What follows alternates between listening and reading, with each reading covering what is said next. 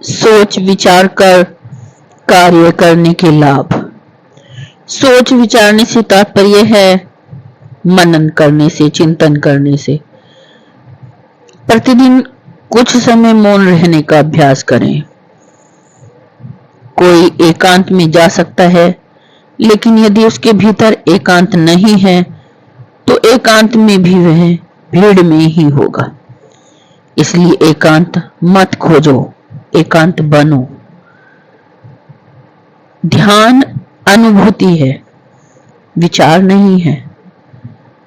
ध्यान आनंद है, चिंतन नहीं है। सोच विचार करना, मनन करना सबसे बड़ा मंत्र है, क्योंकि मनन से ही धर्म से संबंध बनता है। मनन से ही कई बार परिवार को भी बचा लिया जाता है। मनन से ही गुरु तरता है और शिष्य को भी तारता है। मनन से ही अपमानित होना नहीं पड़ता। चिंतन मनन करके कार्य करते हैं, सोच विचार कर कार्य करते हैं तो कभी कभी अपमानित नहीं होना पड़ता, कभी भी अपमानित नहीं होना पड़ेगा। मनन से ही यम के साथ भी जाना नहीं पड़ता। मनन से ही मार्ग में बाधा नहीं आती। जब चिंतन मनन करके कार्य करते हैं, सोच विचार कर कार्य करते हैं तो बाधाएं दूर होती चली जाती हैं। मनन से ही कोई प्रतिष्ठा के साथ विदा होता है, समाज में प्रतिष्ठा के साथ विदा होता है समाज से। मनन से ही मोक्ष द्वार की प्राप्ति होती है। मनन से ही ध्यान की प्यास जगती है।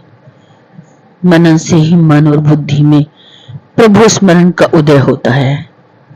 मनन से ही भोजन और भोग के लिए भटकना नहीं पड़ता। मनन से ही दुख और पाप का नाश होता है।